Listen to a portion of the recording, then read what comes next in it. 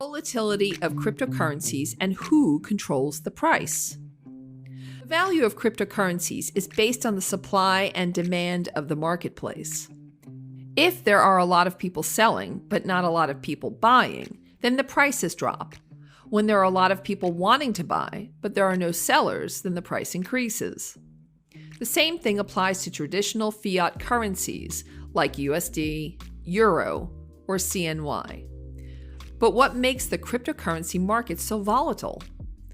If cryptocurrencies are based on the same principles as traditional currencies are, then why don't we see news about USD increasing 20% in value in a week?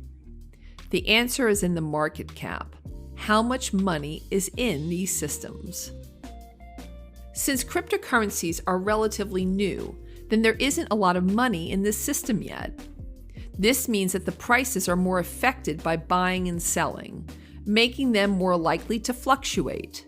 It means that if the amount of money in cryptocurrencies increases, the volatility of them decreases. This volatility makes it easy to accumulate more money when used smartly. Buy low and sell high.